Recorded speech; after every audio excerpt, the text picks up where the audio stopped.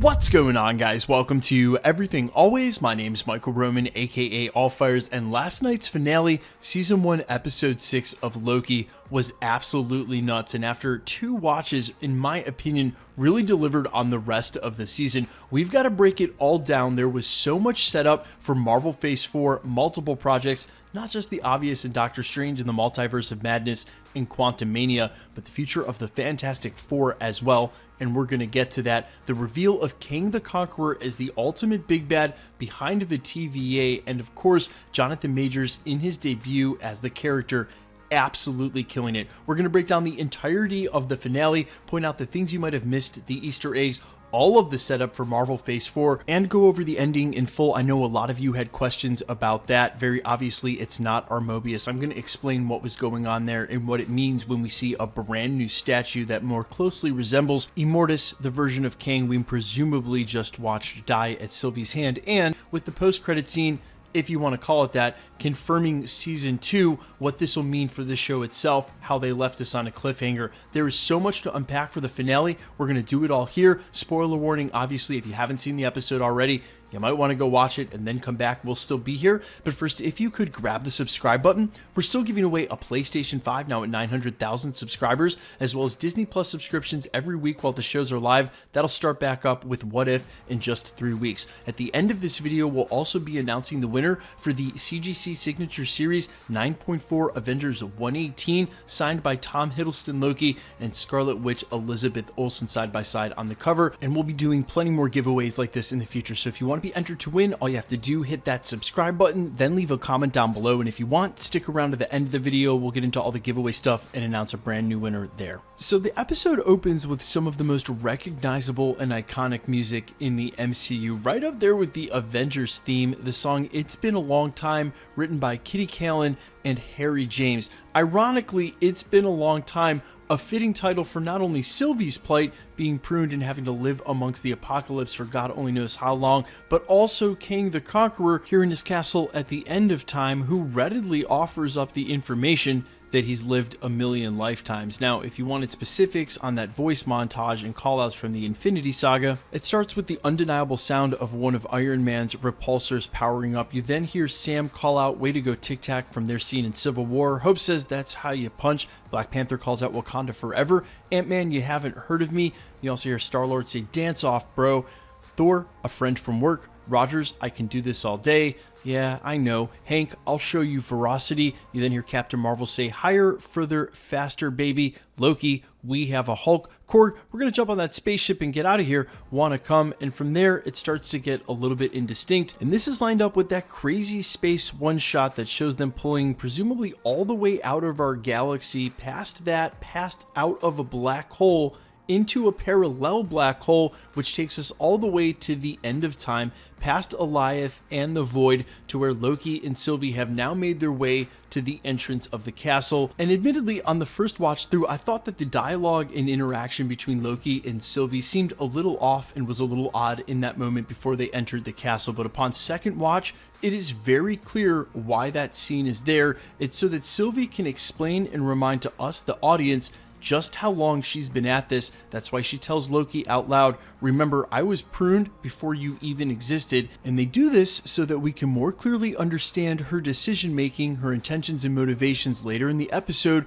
when she seemingly betrays our Loki variant. Not taking for granted, we followed Tom Hiddleston's Loki since the beginning of the Infinity Saga and the series. Sylvie is rather new to the picture, and this was their last chance to remind us of that bit of her past before entering the castle. It's a good bit of character work here in the last second, because while a lot has gone on during this series and they've been able to focus on Sylvie only so much, especially her backstory, they're reminding us of how long she's been waiting for this. Her literal last words are, "I've been waiting for this moment my entire life." Now, as they enter the castle, even though I've been staring at this gold inlay and trailer shots for the better part of 6 months or a year now, it struck me that we hadn't seen the Eternals trailer until real recently, and these running gold lines are very reminiscent of the running gold lines that we saw on the ship present at the very beginning of the Eternals trailer, and I'm wondering if there isn't some connection here. Look, sure, gold inlay is gold inlay, but rarely are these choices random in the MCU, and the synchronicity of them showing up literally within months of each other, maybe there's no connection here, but it's at least possible and worth pointing out because they're so similar. Now, once in the castle, surprisingly, their first encounter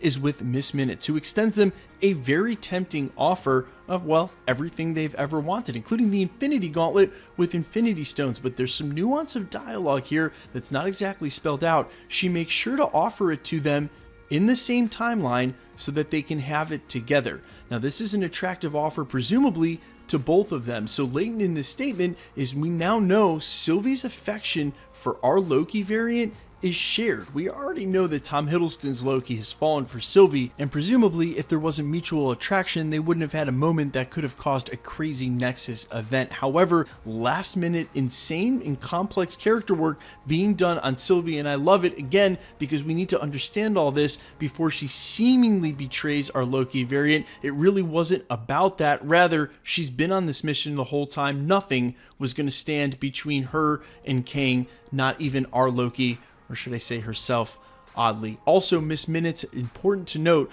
when she hops back over into the TVA and gives our Ravonna Renslayer, one of two we'll meet throughout this episode, those files, whatever was in those files are the information that she's acting on when she dips on Mobius later in the episode through a tempad door in search of what she calls free will. Whatever was in there, be it location coordinates, be it where to find him in a different part of the timeline, whatever's going on there, that's the information she's acting on later in the episode. So after they make it past Miss Minutes, we are finally introduced to one variant of Kang the Conqueror. Now, while he never gives us his name, Miss Minutes refers to him as He Who Remains. Now, in the comics, He Who Remains is a totally different character, but this is nothing new for Marvel Studios. They, in the past, have borrowed titles, characteristics from several villains and put them all into one when it suits their narrative. And really, He Who Remains not a huge character for the MCU and probably would have never made an appearance otherwise, so this title is borrowed for Kang, but this iteration we are going to call Immortus, who is also Nathaniel Richards, and this is coming from his very own self-description of who and what Kang is. But real quick before we get to that, we're about to dive in, I just want to make mention, if this is your introduction to the character, lucky you, because the reveals you got in the first 2 minutes when first meeting this character aren't revealed in Marvel Comics until decades with this character. Several decades of reiterations, different comic runs, the story being retold, and we were able to ascertain all of this within minutes. And you know what? I'm really glad Marvel Studios did that. Kang is a super complex character. Might as well find out exactly who and what he is in his own words. So let's break down that description coming right from Kang himself. Now, I love how this story begins because it's such a weird turn of phrase. Eons ago, a variant of myself lived in the 31st century. 31st century being so far in the future, but this is eons ago, which really gives you a scope of just how far this has spanned. Now, that variant he's referring to as a scientist in the 31st century is Nathaniel Richards, distant relative of Reed Richards from the Fantastic Four. And as he explains, while he was discovering that his universe had other universes stacked on top of it, variants of himself in those other universes were discovering the same thing. Now, he goes on to explain that in the beginning it was peaceful, that there was a sort of egotistical, narcissistic indulging of each other, complementing each other, and even sharing of technology with each other to make each other worlds better. But the second time he now uses the word conquer and says that new worlds for some just meant new worlds to conquer, saying that some variants of himself weren't, as he puts it, as pure of heart. He then reveals by weaponizing Alioth, he was able to control the multiversal war, end it, then unify his own timeline, then controlling the flow of time, simply prune any branches that would lead to this war breaking back out. And by doing so, he was able to establish the need for the TVA, and that's what led to all of this in the first place. Now, before we get into any more of the plot points, narrative description, and or exposition, which we still have to talk about the choice that Kang gives them, why Sylvie makes the decision that she makes, and this alternate version of the TVA, why Mobius doesn't recognize Loki. We're going to get to all that.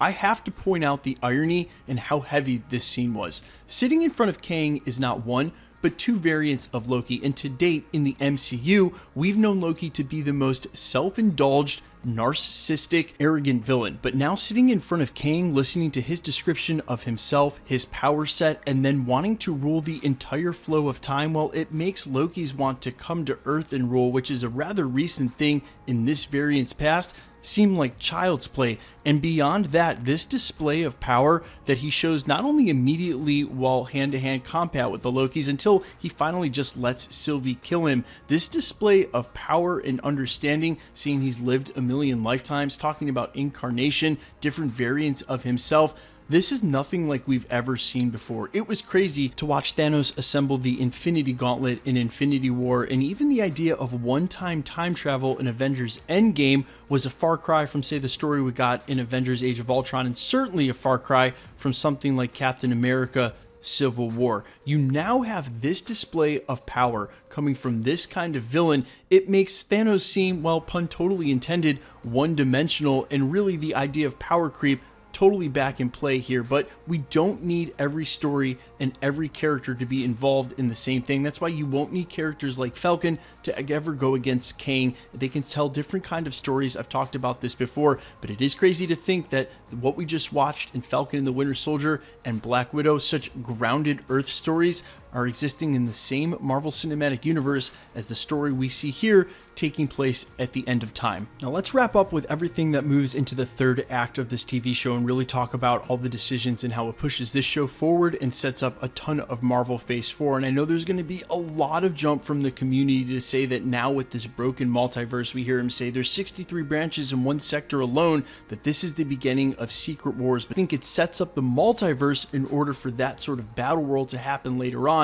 But really, this is a setup for some more immediate Marvel Phase 4 projects like Quantumania, obviously where we'll see Kang next, if not before, like Doctor Strange in the Multiverse of Madness, but ultimately setting up the Fantastic Four. So let's move through this. Now, obviously, our variant of Loki does not want Sylvie to kill Kang, and she calls him on it. She says, "Is this because you want the throne?" We knew it was not going to go down all roses between the two of them, especially when she asked him, "Are you going to betray me?" She was suspecting this the whole time. So that piece of dialogue in the last episode when they're under the blanket and she asks if Loki will ultimately betray her in the end, it isn't about foreshadowing her betrayal of him, and that's why I called it a seeming betrayal twice in this video and during the prologue. It's because she really didn't betray him. She literally said what her intentions were and followed through on that. But when she asks during the last episode, "Will you betray me?" what it's meant to imply, it's to foreshadow this moment when she can't trust him because he won't go along with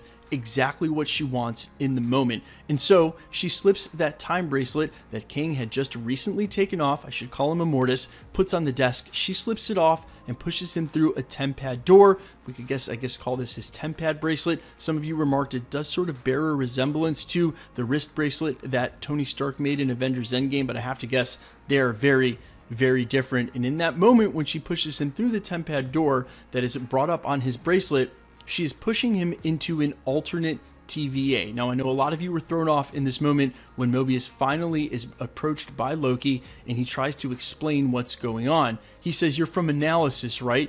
Slow down." And he can't understand why they don't recognize him. He then looks to the center of the TVA and realizes that the statue there much more resembles Immortus, who he's just met, does not resemble the statues that used to be the timekeepers in his old TVA. This is not our TVA rewritten. This is an entirely different TVA. Why we assumed there was only one TVA is pretty silly. We were been watching a show in a series about variants this entire time. If there's infinite variants of a character, why can't there be infinite versions of the TVA? And so what we're meeting is another variant of Mobius. And that also shouldn't be surprising. We learned that everyone at the TVA was variants in the first place. We also see that multiple Loki variants were apprehended. So multiple Mobius variants, multiple Ravonna variants, multiple TVAs. None of us should be surprised by that at all, including multiple Kangs who we're going to see in different iterations now start to come forward as foretold by Immortus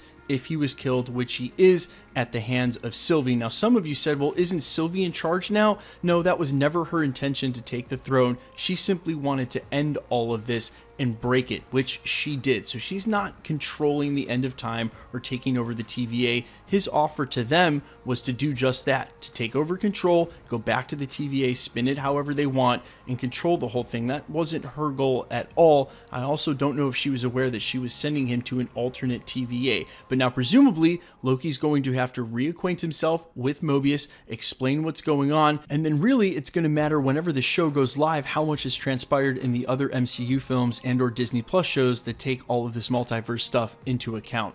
We know we're going to see Kang again in Quantum Mania, but that doesn't mean we're going to see a specific version of Kang. So if we run into this character, it can be different variants. As Immortus said, we're going to come out of the woodwork once he was killed, and now he has been, so he's not there to protect them anymore. That may be one version of Kang the Conqueror we see emerge. Other places you could suspect to see him could be Doctor Strange in the Multiverse of Madness. However, I don't think they need that villain to make a compelling film. And given what we already know about it, I think Doctor Strange in the Multiverse of Madness, much in the way Spider-Man No Way Home, the same, will be dealing with more of the side effects of the multiverse breaking than dealing with Kang itself or trying to fix that. That's where America Chavez will come into play. Her ability to open up portals and travel the multiverse are going to make it a lot easier for them to sort of combat this. I also have already seen the theory out there that this sort of lines up timing wise. The breaking of the multiverse is what allowed for Wanda's kids to call out from her from an alternate reality. That's why she was finally able to hear them. She's going to get involved. Doctor Strange is going to stop her and say, hey, this isn't right.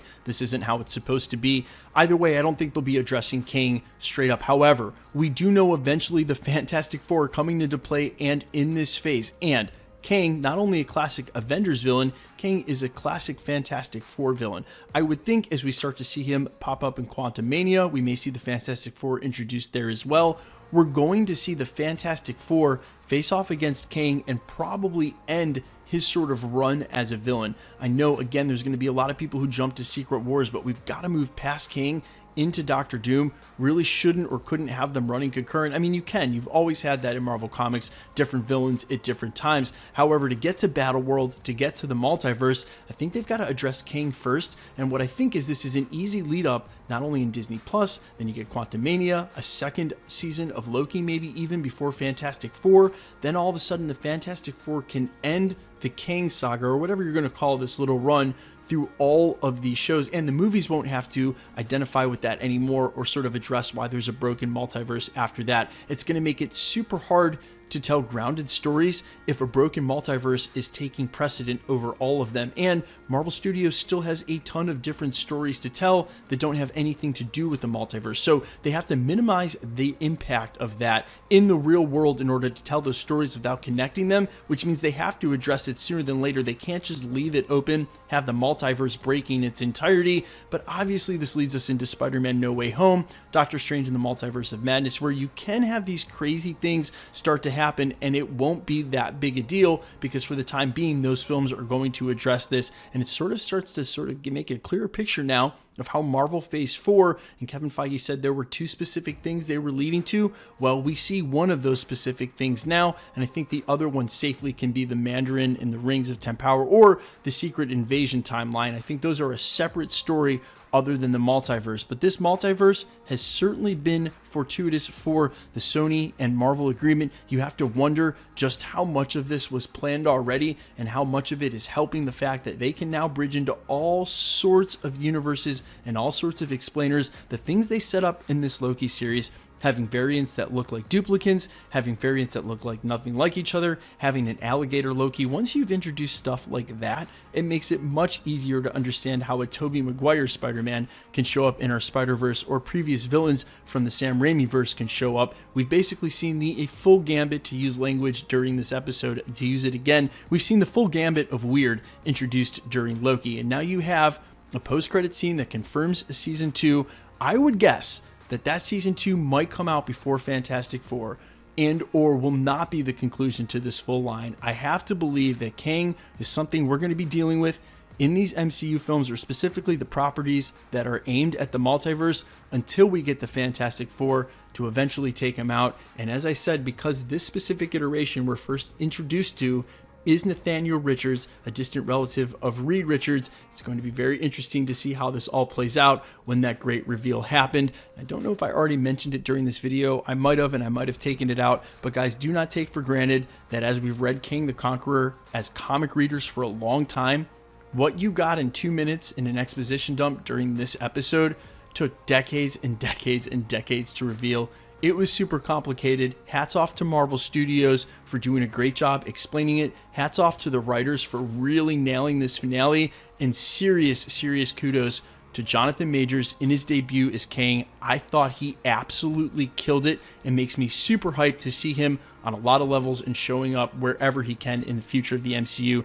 I'm super hyped for it. Guys, let me know all your thoughts down below in the comments. As always, all your theories. We're going to do a bunch of follow-up videos, a bunch of explainers. I know Easter eggs are going to keep coming to the forefront. As always, let me know all your thoughts down below. And quickly, let's get into the giveaway stuff before I let you go. All right, we're still giving away a PlayStation 5 now at 900,000 subscribers, as well as Disney Plus subscriptions. We'll start that back up when What If goes live in 3 weeks. We've been announcing this Avengers 118 graded in a 9.4, signed by Tom Hiddleston and Scarlet Witch. We ran that the entirety of the Loki series. We're going to announce a winner for that right now. Congratulations, Inverted Pizza. I've gone ahead and subscribed to your YouTube channel. All you have to do, DM me on Instagram at IamFires or email me on the About section of my channel. There's my business email. I'll verify your account and get this comic mailed right out to you guys. And it's that simple for any of the future giveaways. All you have to do, hit that subscribe button, then leave a comment down below. And because it's truly random, the more videos you comment on, the better chance you have of winning. All winners will be announced at end of videos the same way we're doing in this segment. The best way to keep up with the content